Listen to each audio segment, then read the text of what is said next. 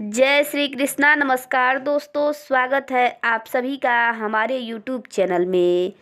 आज हम आप लोगों को सुनाएंगे तिलचौथ व्रत की कहानी, जो इस प्रकार है। एक शहर में देवरानी जेठानी रहती थी। जेठानी अमीर थी, देवरानी गरीब थी। देवरानी गणेश जी की सच्ची भक्त थी। देवरानी का पति जंगल से लकड़ी काटकर बेचता था और अक्सर बीमार रहता था। देवरानी अपनी जेठानी के घर का सारा काम करती और बदले में जेठानी बचा हुआ खाना, पुराने कपड़े देवरानी को दे देती थी। इसी से परिवार चल रहा था। माघ महीने में देवरानी ने तिलचौथ का व्रत किया और 5 आने का तिल और गुड़ लाकर तिलकुटा बनाया। पूजा करके तिलचौथ की कथा सुनी और तिलकुटा छीके में रख दिया और सोचा कि चांद उगने पर पहले तिलकुट का भोग लगाकर उसके बाद ही कुछ खाऊंगी। कथा सुनकर वह जेठानी के यहाँ चली गई। खाना बनाकर जेठानी के बच्चों से खाना खाने को कहा तो बच्चे बोले, माँ ने व्रत किया है और माँ भूखी है। जब माँ खाना खाएगी हम भी तभी खाएंगे।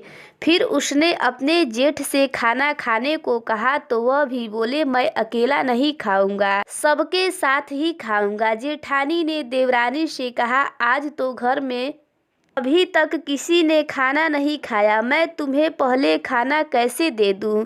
तुम कल सुबह जल्दी ही बचा हुआ खाना ले जाना। देवरानी के घर पति और बच्चे सभी आस लगाए बैठे थे कि आज तो त्योहार है, माँ आएगी तो पकवान आदि खाने को मिलेंगे। परंतु जब बच्चों को पता चला कि आज तो सूखी रोटी भी नहीं मिलेगी तो बच्चे रोने लगे। उसके पति को बहुत गुस्सा आया। कहने लगा, सारा दिन काम करके 2 रोटी भी नहीं ला सकती तो काम करने का क्या फायदा। ऐसा कहकर गुस्से में उसने अपनी पत्नी को कपड़ा धोने के डंडे से मारा। डंडा टूट गया तो उसने उसे पट्टे से मारा। वो बेचारी गणेश जी महाराज को याद करती रोती रोती पानी पीकर सो गई। उस दिन गणेश जी महाराज उसके सपने में आए और बोले, धोबनी मारी पाटा मारी, सो रही है या जाग रही है? वो बोली, कुछ जाग रही हूँ कुछ सो रही हूँ। तब गणेश जी बोले, मुझे भूख लगी है, कुछ खाने को दो। तब वह बोली, क्या दूं? मेरे घर में तो अन्न का एक दाना भी नहीं है। थोड़ा सा पूजा का तिलकुटा छीके में पड़ा है, आप वो खा ले। तिलकुटा खाकर गणेश जी बोले, धोबना मारी पाटा मारी, निपटाई लगी है, कहाँ निपटूं? वो बोली, ये बड़ा घर, जहाँ इच्छा हो निपट लो। फिर गणेश जी बोले, अब कहाँ पोंछूं? तो वह गुस्से में बोली, कब से तंग कर रहे हो, मेरे सर पर पोंछ लो। और कहाँ पोंछोगे?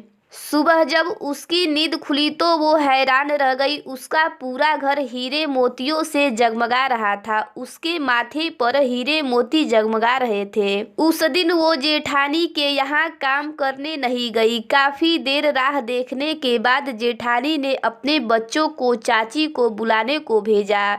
उसने सोचा कल खाना नहीं दिया इसीलिए देवरानी बुरा मान गई है।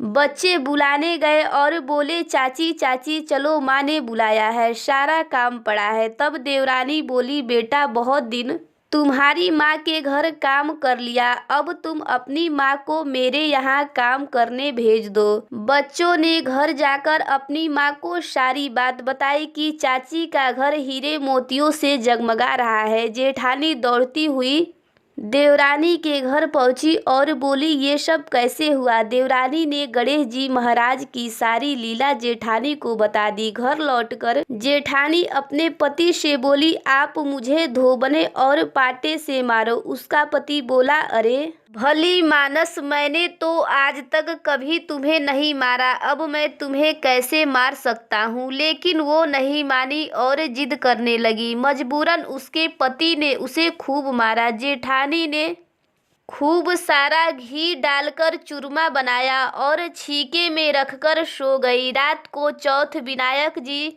सपने में आए और बोले, भूख लगी है, क्या खाऊं? जेठानी बोली, गणेश जी महाराज देवरानी के यहाँ आपने सूखा तिलकुटा खाया था, मैंने तो मेवे और देसी घी डालकर चूरमा बनाया है, छीके में रखा है, खा लीजिए। अब गणेश जी महाराज बोले, कहाँ निपटू? जेठानी बोली, उसके यहाँ तो टूटी फूटी झोपड़ी थी, मेरे यहाँ तो महल है, जहाँ चाहे निपट ले। अब गणेश जी पूछते हैं, कहाँ पोंछूं? जेठानी बोली, उसका तो गंदा सा माथा था, मैंने तो चमेली का तेल लगाया है, मेरे माथे पर पोंछिए। धन की लोभी जेठानी सुबह जल्दी ये सोचकर उठी कि उसका घर हीरे मोतियों से जगमगा रहा होगा, लेकिन देखा तो पूरे घर में गंदगी फैली थी, तेज बदबू आ रही थी, उसके सिर पर भी गंदगी लगी थी। वो बोली, हे गणेश जी महाराज, ये आपने क्या किया? मुझसे रूठे और देवरानी पर टूटे। जेठानी ने सफाई करने की बहुत कोशिश करी, परंतु गंदगी और फैलती गई। जेठानी के पति को जब ये मालूम चला तो वो बहुत नाराज हुआ और बोला, तेरे पास सब कुछ था, फिर भी तेरा मन नहीं भरा, देख ये तेरा लालच का नतीजा है। परेशान होकर जेठानी गणेश जी महाराज से विनती करने लगी, माफी मांगने लगी। गणेश जी बोले देवरानी से, जलने से और धन के लोभ में तुमने जो किया ये उसका नतीजा है। इस प्रकार जेठानी को सबक सिखाते हुए गणेश जी महाराज ने अपनी माया समेट ली। हे गणेश जी महाराज, जैसे देवरानी पर कृपा करी वैसे सब पर करना। कहानी कहने वाले, सुनने वाले और हुकारा भरने वाले सब पर कृपा करना। और जेठानी को जैसी सजा दी वैसी किसी को मत देना। बोलिए गणेश जी भगवान की जय, बोलिए चौथ माता की जय। ये कहानी आपको कैसी लगी कमेंट करके ज़रूर बताइएगा। चैनल पर पहली बार आए हैं तो चैनल को सब्सक्राइब करिएगा, बेल आइकन को प्रेस करिएगा ताकि आने वाली न्यू वीडियो की नोटिफिकेशन आप सभी को मिलती रहे। वीडियो अच्छा लगे तो वीडियो को लाइक और ज़्यादा से ज़्यादा शेयर करिएगा। जय श्री कृष्णा।